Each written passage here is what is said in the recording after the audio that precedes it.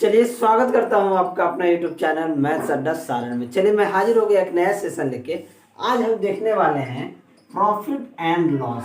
Profit and loss जो railway group D में पूछा गया प्रश्न है।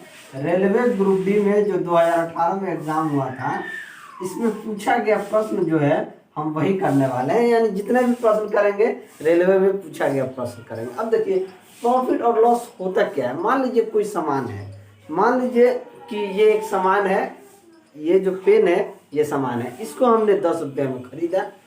1 रुपया एक्स्ट्रा, मतलब 1 रुपया एक्स्ट्रा इसका दाम रख के 11 रुपया में बेच दिया। अब इसे मैंने 10 रुपया में खरीदा है और 11 रुपया में बेच दिया है, तो 1 रुपया जो है वो मेरा प्रॉफिट है। क्या है? मेरा प्रॉफिट है। अगर मैं इसे 10 रुपया में खरीदता और 9 रुपया में बेच देता तो ये मुझे हानि हो जाता।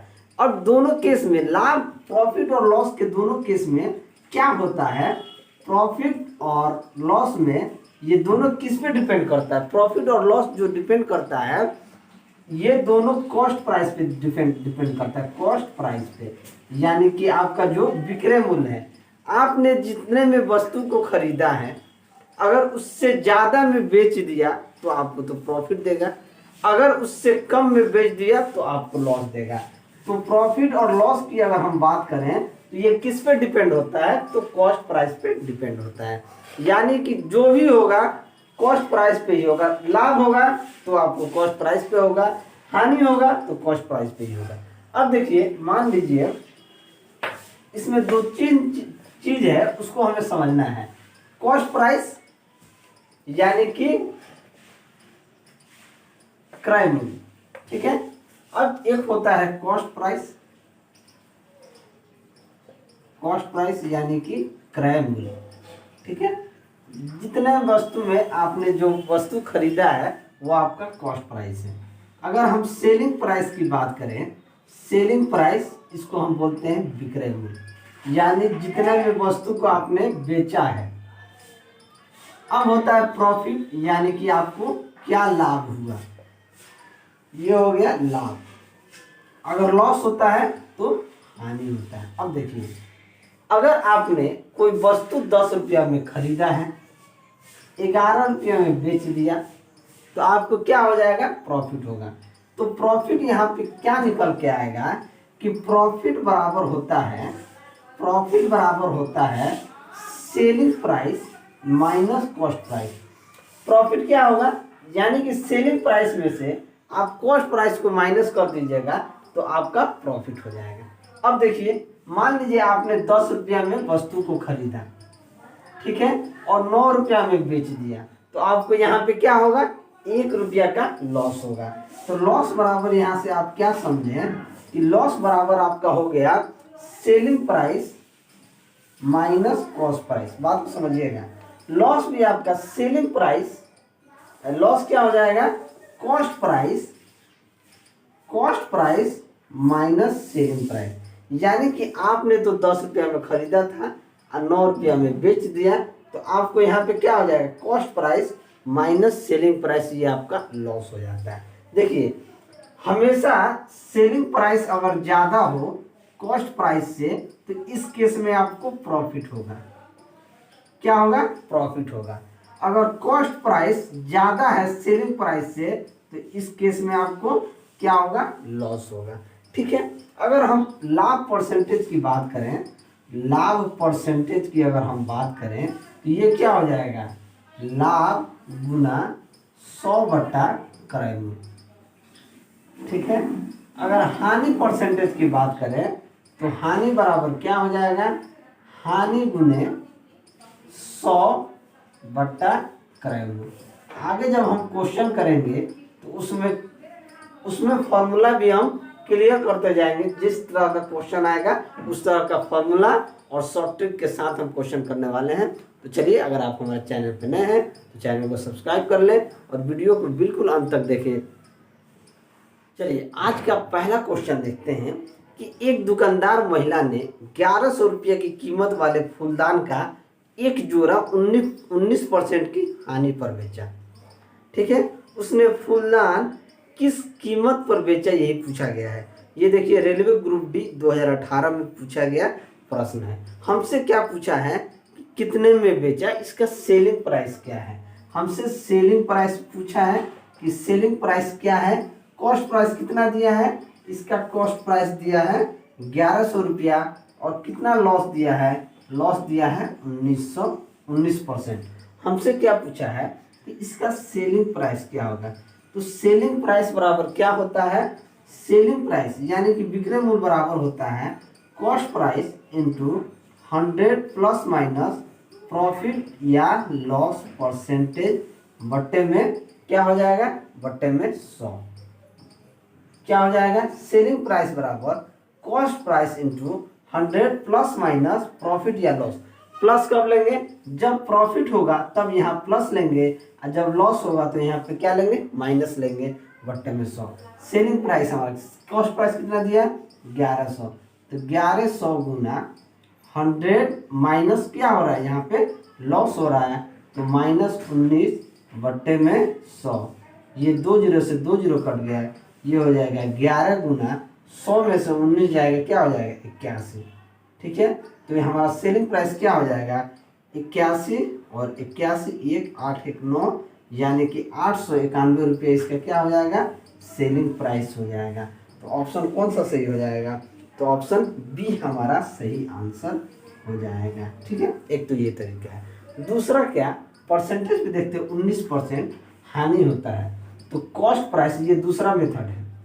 कॉस्ट प्राइस और सेलिंग प्राइस का अगर हम रेशियो निकालें, देखिए लॉस होता है 19%, तो इसका मतलब है कि 100 रुपया का सामान है तो ये कितना में बेच रहा है, इसका मतलब है कि 19 रुपया लॉस में बेच रहा है तो इसको 81 रुपया में बेचेगा। ये कॉस्ट प्राइस का सेलिंग कितना दिया है 1100, यानी कि ये 11 गुना है तो ये 1100 हो गया। तो इसको भी अगर हम 11 गुना कर देंगे तो ये 891 हो जाएगा, तो ये हमारा आंसर हो जाएगा। ठीक है, वो कॉस्ट प्राइस और सेलिंग प्राइस का रेशियो, ये दूसरा मेथड है। कॉस्ट प्राइस और सेलिंग प्राइस का रेशियो निकाल के आप कर सकते हैं। ये हमारा जो फॉर्मूला होता है कि सेलिंग प्राइस बराबर cost price into 100 plus minus profit या लॉस परसेंटेज बट्टे 100। तो आप ये फॉर्मूला भी याद रखेंगे, ये बेसिक चीज़ है। और कॉस्ट प्राइस और सेलिंग प्राइस का रेशियो निकाल के आप डायरेक्ट कर सकते हैं। तो ये चीज़ भी, ये चीज़ को आप ज़्यादा प्रायोरिटी देंगे तो अच्छा रहेगा, क्योंकि इससे क्या होगा कि आप तुरंत निकाल सकते हैं, इतना कैलकुलेशन करने की जरूरत नहीं है। अगला क्वेश्चन भी देखते हैं। रेलवे ग्रुप डी 2018 में पूछा गया प्रश्न है कि रूपाली को फूलदान की एक जोड़ी जिसका क्रय मूल्य 700 रुपया है को बेचने पर 17% की हानि होती है, उसने फूलदान कितने रुपये में बेचा। यानी इसका भी सेलिंग प्राइस पूछ रहा है। कॉस्ट प्राइस हमारे पास कितना दिया हुआ है, कॉस्ट प्राइस हमारे पास क्या दे दिया है,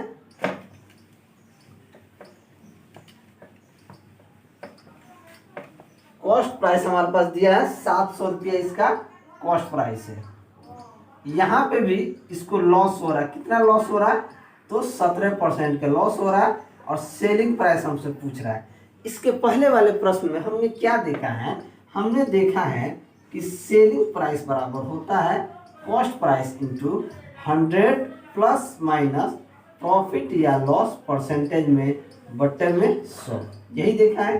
तो यहाँ से कॉस्ट प्राइस हमारे पास कितना है 700, तो 700 गुने 100 में से 17 को माइनस कर देंगे, यहाँ पे भी लॉस हो रहा है बट्टे में 100। ये 2 जीरो से 2 जीरो कट गया, ये क्या हो जाएगा 7 गुना 100 में से 17 जाएगा, क्या हो जाएगा 83 हो जाएगा। ये क्या हो जाएगा 7 के 21 के 1 हाथ में 2, 8 7 56 और 2 58, यानी कि उसका विक्रय मूल्य कितना हो जाएगा 581 रुपया हो जाएगा। तो ऑप्शन कौन सा सही हो जाएगा, यानी कि ऑप्शन ए हमारा सही आंसर हो जाएगा। ठीक है, ये तो बेसिक मेथड है। फिर हम निकालेंगे इसका कॉस्ट प्राइस और सेलिंग प्राइस का रेशियो निकालेंगे। 100 रुपया का सामान है, 17 रुपया 17% लॉस बेच रहे हैं, तो इसको कितना बेचेंगे 83 में, तो 100 का वैल्यू कितना दिया है 700 कॉस्ट प्राइस दिया, तो ये 7 गुना है, तो इसका भी हम 7 गुना कर देंगे तो ये हो जाएगा 581 81। ये हमारा दूसरा मेथड है। देखिए इससे जल्दी आ रहा है या इससे जल्दी आ रहा है, आपको समझने की जरूरत है। कभी भी कॉस्ट प्राइस सेलिंग प्राइस का रेशियो निकालिए, इससे तुरंत आपका आंसर आ जाएगा, इतना आपको करने की जरूरत नहीं पड़ेगा। ठीक है, वीडियो अगर अच्छा लगे तो लाइक जरूर करें।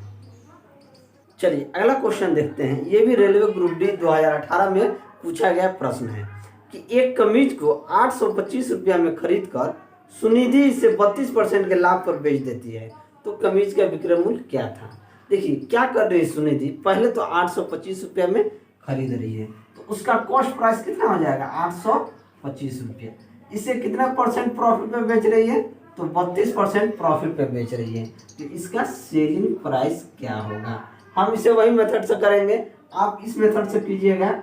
सेलिंग प्राइस बराबर cost price into 100 plus minus profit या लॉस परसेंटेज बट्टा 100। ये बेसिक मेथड होता है, आप इस मेथड से निकाल सकते हैं। दूसरा क्या हम करते हैं कि कॉस्ट प्राइस और सेलिंग प्राइस का रेशियो निकालेंगे। सबसे पहला बात 32% को हम 32/100 लिख सकते हैं। ठीक है, अगर इसे काट दे तो 4 8 है 32, 4 से कट गया 25, यानी कि नीचे वाला कॉस्ट प्राइस होता है। ठीक है, और ऊपर वाला में जोड़ देते हैं 25 8 जोड़ देंगे तो वो सेलिंग प्राइस हो जाएगा। तो 25 रुपया अगर कॉस्ट प्राइस है तो 25 और 8 को जोड़ देंगे तो कितना 33 रुपया आपका सेलिंग प्राइस हो जाएगा। यानी 25 रुपया के सामान को आपने 33 रुपया में बेच दिया। अब 25 के वैल्यू किसके बराबर है, तो 825 के बराबर है। ठीक है, जब 25 का वैल्यू 825 के बराबर है तो एक रेशियो में कितना आ जाएगा, 25 तिया 75 हो जाएगा, 12 में 5 का 7, यानी कि ये 33 बार हो जाएगा। तो ये कितना गुना कर दीजिएगा, 33 को 33 गुना कर देंगे तो क्या हो जाएगा, 33 को 33 गुना, तितरी का 9 तितरी का 9 तितरी का 9 तितरी का 9 9 9 18 का 8 हमारे 1089, यानी इसका सेलिंग प्राइस कितना हो जाएगा 1089 हो जाएगा। तो ऑप्शन हमारा कौन सा सही हो जाएगा, तो ऑप्शन सी हमारा सही आंसर हो जाएगा। देखिए हम इस तरीके से निकाले हैं, आप इस तरीके से भी निकाल सकते हैं। कॉस्ट प्राइस कितना हो गया 885, सेलिंग 100 प्लस प्रॉफिट हो रहा है तो 32, यानी कि 132/100, 25 चौके 100 हो जाएगा। 25 चौके 100, 25 से काट दीजिए इसको 33 बार में, ये कट जाएगा 4 तिया 12 और 4 तिया 12, यानी 33 का स्क्वायर कितना हो जाएगा 1089। तो आप इस मेथड से भी निकाल सकते हैं, उस मेथड से भी निकाल सकते हैं, लेकिन मैं कहूँगा कि आप इस मेथड से ना निकाल के इस मेथड से निकालना और इस तरह से प्रैक्टिस कीजिए। कॉस्ट प्राइस और सेलिंग प्राइस का रेशियो निकाल के आप प्रैक्टिस कीजिएगा, आप बहुत इजीली तरीके से क्वेश्चन को सॉल्व कर सकते हैं। अगला क्वेश्चन देखते हैं कि हरि एक पुरानी कार खरीदता है और इसकी मरम्मत पर 3000 रुपया खर्च करता है। यदि वह कार को 58,000 रुपया में बेचता है और 16% का लाभ कमाता है तो उसने कार खरीदने के लिए कितना रुपया भुगतान किया। देखिए हमारे पास क्या दिया है कि सेलिंग प्राइस इसका कितना था 58,000 रुपया, इसको कितना परसेंट का प्रॉफिट हुआ, तो 16%। ठीक है, 16% का इसको प्रॉफिट हुआ। हमसे पूछ रहा है कि कॉस्ट प्राइस नहीं, कितने रुपया में सामान को खरीदा था, खरीदने के लिए भुगतान किया था। 3000 रुपया खर्च करने के अलावा वो कितना रुपया, हमने मान लिया कि कॉस्ट प्राइस उसका हम निकाल लेते हैं। ठीक है, सबसे पहले क्या करेंगे, 16% का मतलब होता है कि 16/100, इसे काट देंगे 4 चौके 16, 4 से 25, यानी कि 4/25। अगर हम कॉस्ट प्राइस और सेलिंग प्राइस का यहाँ से रेशियो निकालें तो 25 रुपये सामान होगा, 29 रुपये उसका दाम होगा। यही हम जानते हैं। नीचे वाला क्या होता है कॉस्ट प्राइस, ऊपर वाला हम जोड़ देते हैं तो वो क्या हो जाता है सेलिंग प्राइस हो जाता है। तो 25 के रुपया का सामान हम 29 रुपया में बेच रहे हैं, हम यही समझ रहे हैं 16% का प्रॉफिट यही होता है। लेकिन ये 29 रुपया किसके बराबर दिया है, तो 58,000 रुपया के बराबर दिया है। ठीक है, तो ये कितना गुना हो गया, तो ये 2000 गुना हो गया। 29 गुना 58 यानी कि 2000 गुना हो गया। तो कॉस्ट प्राइस की बात करें तो ये 2000 गुना हो जाएगा, तो 25 गुना 50,000 रुपये इसका कॉस्ट प्राइस हो जाएगा। लेकिन हमसे कॉस्ट प्राइस नहीं पूछ रहा है, उसने 3000 रुपया खर्च करने के बाद कितना रुपया वो भुगतान किया था। तो 50,000 में से 3000 को अगर हम माइनस कर देंगे तो 47,000 हमारा सही आंसर आ जाएगा। यानी कि कार खरीदने के लिए उसने 47,000 रुपया का भुगतान किया था, तो ऑप्शन बी हमारा सही आंसर हो जाएगा। एक ये मेथड। दूसरा मेथड है, अगर हम दूसरा मेथड मान लें, मान लीजिए कि वो कार 100 रुपया में खरीदा था, मान लिया, ये तो नहीं दिया कि वो कार कितने रुपये में खरीदा था, हमने मान लिया कि वो कार 100 रुपया में खरीदा था। अब 100 रुपया में 3000 रुपया कार का मरम्मत में लगाता है, उसके बाद उस कार को 16% लाभ पे बेचता है, यानी कि 116/100 रुपया में बेचता है। तो टोटल कितने रुपया के बराबर होता है? सेलिंग प्राइस उसका 58,000 के बराबर होता है। ठीक है, अब यहाँ से हम काट पीट कर लेंगे। ठीक है, अगर हम काटेंगे तो यहाँ x प्लस 3000 इंटू, अगर इसको काटते हैं तो 58 दूना कितना हो जाता है? ये नहीं कटेगा, 4 से कट जाएगा, 4 दूनी 8, 2 ही से काटिए, 2 5 10 और 2 8 16। ठीक है, 2 से इसको काट दीजिए 50 बार में। ठीक है, तो ये 58 को 58 काट देगा कितना बार में? 1000 में। तो ये कितना चला जाएगा इधर? 50,000 इधर आ जाएगा। कितना आ गया? 50,000। तो एक समान कितना आ जाएगा? 50,000 माइनस ये 3000 इधर जाकर माइनस हो जाएगा, तो कितना आ जाएगा? 47,000 रुपया उस कार का कीमत था। ठीक है, आप समझ गए। आप इस मेथड से भी निकाल सकते हैं, इस मेथड से भी निकाल सकते हैं, क्योंकि वो तो 100 रुपया में कार खरीदा था। कार हमने माना कि वो कार 100 रुपया में खरीदा था, इसके बाद 3000 रुपया उस कार में खर्चा किया है। ठीक है, तो हमको जोड़ के नहीं पूछ रहा है, कॉस्ट प्राइस हमसे नहीं पूछा है, पूछा है कि उसने कितना भुगतान किया था उस कार के लिए। तो x प्लस 3000 गुना 16% उस पर प्रॉफिट लगे उसको 58,000 में बेचता है, तो 116/100 गुना 58, या आप कॉस्ट प्राइस सेलिंग प्राइस का रेशियो से भी निकाल सकते हैं कि 25 रुपया का सामान 29 रुपये में बेचता है, 29 रुपया का वैल्यू 58,000 के बराबर दिया है, तो 25 का वैल्यू कितना हो जाएगा? 50,000 के बराबर। तो 50,000 उसका तो कॉस्ट प्राइस हो गया, लेकिन वो 3000 रुपया खर्च करने के बाद 50,000 हुआ, लेकिन वो एक्चुअली खरीदा कितने में था? तो 50,000 माइनस 3 यानी कि 47,000 में सही आंसर हो जाएगा। वीडियो अगर अच्छा लगे तो आप लाइक जरूर करें। अगला क्वेश्चन देखते हैं कि एक वस्तु को 144 रुपये में बेचने पर सुमन को 4% की हानि होती है। यदि इसे 168 रुपये में बेचा जाता तो लाभ प्रतिशत कितना होता? ठीक है, देखिए यहाँ पे कॉस्ट प्राइस कितना दिया है? 144 रुपया में, सॉरी सेलिंग प्राइस, इसका सेलिंग प्राइस दिया है 144 रुपया। ठीक है, लॉस कितना हो रहा है? लॉस 4% की यहाँ पे लॉस हो रहा है। अब कह रहा है इसे 168 रुपया में बेचा जाता। अगर इसका सेलिंग प्राइस 168 रुपया में बेचा जाता तो इसका प्रॉफिट क्या होता? अब देखिए, हम जानते हैं कि 4% का मतलब होता है 4/100, यानी कि 1/25। नीचे वाले को कॉस्ट प्राइस मानते हैं, अगर लॉस होता है तो 25 इसमें से माइनस कर देते हैं, ऊपर वाला माइनस करके सेलिंग प्राइस वही लिखते हैं। तो यहाँ से अगर कॉस्ट प्राइस और सेलिंग प्राइस का रेशियो अगर हम निकालें तो 25 रुपया का सामान है, 25 माइनस 1 यानी कि 24 रुपया में बेचे, तब जाके हमको 4% का हानि हुआ। ये 24 का वैल्यू किसके बराबर दिया? 144 के। तो ये कितना गुना है? 24, ये 6 गुना है, यानी कि सेलिंग प्राइस ये 6 गुना है, तो कॉस्ट प्राइस भी 6 गुना होगा। तो 25 छक्के 150, यानी इसका कॉस्ट प्राइस कितना हो गया? 150 रुपये। अब देखिए, कॉस्ट प्राइस हमारे पास 150 रुपया आ गया और सेलिंग प्राइस 168 रुपया है। सेलिंग प्राइस कितना? अगर इसी को 150 रुपया से इसका सेलिंग प्राइस 168 रुपया कर देंगे तो हमें कितना रुपया का प्रॉफिट होगा? तो 150 से 68 हो गया, यानी कि 18 रुपया का प्रॉफिट होगा, यही होगा। तो यहाँ पे प्रॉफिट कितना रुपया का होगा? 18 रुपया का प्रॉफिट होगा। अब लाभ परसेंटेज की बात की गई है, तो हम जानते हैं कि लाभ परसेंटेज क्या होता है? लाभ परसेंटेज बराबर होता है लाभ गुना 100/क्रय मूल्य, यही होता है। हमने शुरू में ही बताया था कि लाभ परसेंटेज बराबर होता है लाभ गुना 100/क्रय मूल्य। तो लाभ हमारा कितना होता है? देखिए, 150 से 68 हो गया तो 18 रुपया का लाभ होता है। किस पे? तो 150 रुपया पे। तो 100% पे कितना होगा? 50 3 150, 50 दूनी 100, 3 6 18, 6 दूनी 12, यानी कि उसे 12% का प्रॉफिट होगा। तो ऑप्शन कौन सा सही हो जाएगा? तो ऑप्शन डी हमारा सही आंसर हो जाएगा। देखिए, कंसेप्ट को समझिए। ठीक है, कुछ नहीं है इस क्वेश्चन में, कुछ नहीं है, बस आपको समझना है। अगर आपको सेलिंग प्राइस दिया है, बिल्कुल सेलिंग प्राइस यहाँ पे गिवन है, ठीक है, लॉस गिवन है। इन दोनों चीजों से आप क्या निकाल पाएंगे, कॉस्ट प्राइस निकाल पाएंगे जब आपके पास कॉस्ट प्राइस आ गया। मान लीजिए इस वस्तु का दाम 150 रुपया आ गया।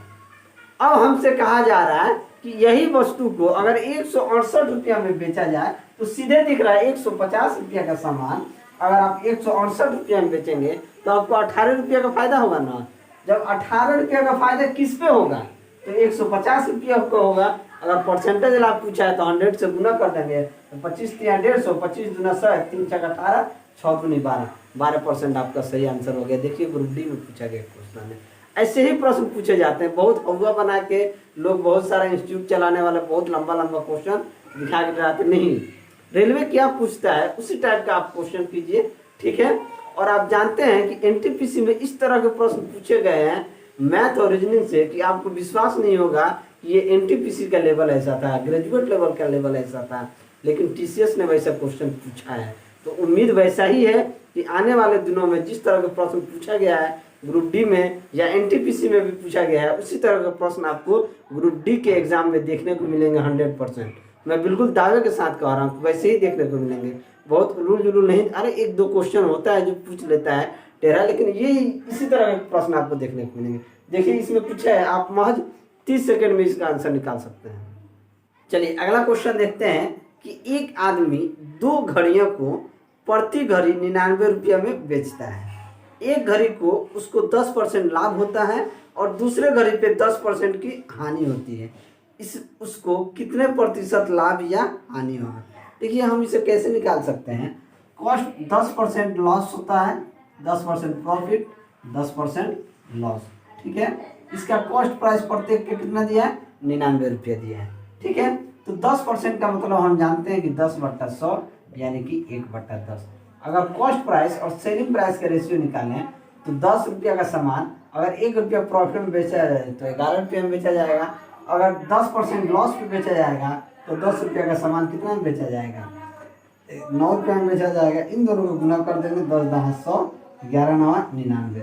अब आप देखिए यहाँ पे कितना % का लॉस हो रहा है, 1% का सीधे लॉस हो रहा है, तो 1% का यहाँ पे क्या हो जाएगा, लॉस हो जाएगा। तो ऑप्शन कौन सा सही हो जाएगा, तो ऑप्शन ए हमारा सही आंसर हो जाएगा, ठीक है। देखिए एक और चीज़ है कि जब दो वस्तु का विक्रय मूल्य समान हो, ठीक है, जब 2 वस्तु का विक्रय मूल्य समान हो और एक पर x% का प्रॉफिट हो, एक पे x% का प्रॉफिट हो, दूसरे पे x% का लॉस यानी कि हानि हो, यानी एक पे x% का लाभ हो, दूसरे पे x% का हानि हो, तो इस केस में हमेशा हानि होती है। क्या होती है, हमेशा सदैव हमेशा हानि होती है। वो हानि क्या होती है, अगर हानि % की बात की जाए तो वो हो जाएगा x²/100, ये आपका हानि होगा। x² यानी 10 का स्क्वायर क्या हो जाएगा, 100, 100/100 यानी कि 1% की हानि होगी। हमेशा एक आप दिमाग में डाल लीजिए, जब भी कोई भी क्वेश्चन दिया रहे जिसपे बस दोनों वस्तुओं का क्रय मूल्य समान हो, 2 वस्तु की जब बात की जाए और दोनों का क्रय मूल्य समान हो यानी कॉस्ट प्राइस समान हो, तो उस केस में अगर x% का प्रॉफिट, x% का लाभ होता है, x% का मतलब समझ रहे हैं कि 10% का प्रॉफिट होता है, 10% का लाभ होता है, चाहे 20% का प्रॉफिट होता है, 20% का लाभ होता है, उसी को हम कहते हैं x% का लाभ हो या x% का हानि हो। तो इस केस में सदैव हमेशा हानि होगा। क्या होगा, हमेशा हानि होगा। और वो हानि क्या होता है, वो हानि % x²/100 होगा, ठीक है। एकदम दिमाग में आप इसको डाल लीजिए, इसका आंसर डायरेक्ट आप निकाल सकते हैं। हानि % बराबर x²/100, 100% हानि होगा, तो आप इसका क्या हो जाएगा, 1% इसका हानि हो जाएगा। तो ऑप्शन ए आपका सही आंसर हो जाएगा। चलिए अगला क्वेश्चन देखते हैं कि एक वस्तु 220 रुपये में बेचकर नीता ने 10% का लाभ प्राप्त किया, तदनुसार वह उसे कितने रुपये में बेचे कि 30% का लाभ। यहाँ देखिए सेलिंग प्राइस 1 दिया है, SP1 की बात करें तो 220 रुपया दिया है, ठीक है। हमसे बोल रहा है कि अगर प्रॉफिट 1 10% होता है और प्रॉफिट 2 जो है 30% का लाभ हो जाए, तो हमसे पूछा है उसको एक वर्ष में कितना रुपये में बेचे कि लाभ 30% हो जाए, यानी कि इसका SP2 हमसे पूछ रहा है कि दूसरा सेलिंग प्राइस क्या होगा। देखिए इस तरह की बात हो जब दो सेलिंग प्राइस हमसे पूछे, दो प्रॉफिट परसेंटेज दिया हो तो क्या करें? SP1 बट्टा SP2 बराबर 100 प्लस माइनस प्रॉफिट या लॉस परसेंटेज बट्टा 100 प्लस माइनस प्रॉफिट या लॉस परसेंटेज। यानी कि ये पहला और ये दूसरा। बात को समझिएगा, जब दो सेलिंग प्राइस की बात की जाए, जब दो प्रॉफिट लॉस दिया रहा है, हो सकता है यहाँ पे एक प्रॉफिट दिया रहा है एक लॉस दिया रहा है, ये भी हो सकता है। ठीक है, आगे उस टाइप प्रश्न हम करेंगे जब जिसमें एक प्रॉफिट हो दूसरा लॉस हो। तो SP1 बटा SP2 बराबर 100 प्लस माइनस प्रॉफिट 1 या लॉस 1 परसेंटेज। अगर प्रॉफिट होगा तो प्लस करेंगे, लॉस होगा तो माइनस करेंगे। हमारे पास क्या दिया? SP1 का वैल्यू कितना दिया है? 220 रुपया दिया है। SP2 हमसे पूछ रहा है तो SP2 लिख लेंगे। यहाँ पे हमारे पास क्या है? प्रॉफिट हो रहा है, कितना है? तो पहले में 10% प्रॉफिट हो रहा है तो 100 प्लस 10 कर देंगे। दूसरे में क्या हो रहा है? दूसरे में 30% का प्रॉफिट हो रहा है तो प्लस करके 30 लिख देंगे। ये क्या हो जाएगा? 220 बट्टा SP2 बराबर 110 बट्टा 130। अब 110 से 220 कितना बार में कट जाएगा? 2 बार में। तो यहाँ से SP2 का वैल्यू क्या आ जाएगा? 2 गुना 130, ये चला जाएगा इधर, ये चला जाएगा इधर, तो ये हो जाएगा 13 दूनी 26। यानी कि दूसरा सेलिंग प्राइस क्या हो जाएगा? 260 रुपया हो जाएगा। तो ऑप्शन हमारा कौन सा सही हो जाएगा? तो ऑप्शन सी हमारा सही आंसर हो जाएगा। तो देखिए, कभी भी इस तरह का प्रश्न पूछे आप यही फॉर्मूला लगाइए, SP1 बट्टा SP2 बराबर 100 प्लस माइनस प्रॉफिट या लॉस बट्टे 100 प्लस माइनस प्रॉफिट या लॉस परसेंटेज में आपका आंसर आ जाएगा। ये देखिए बहुत इजी चीज़ है। SP1 बटा SP2, सेलिंग प्राइस को सेलिंग प्राइस की तरफ रखिए, ठीक है, और प्रॉफिट लॉस परसेंटेज को प्रॉफिट लॉस परसेंटेज की तरफ रखिए।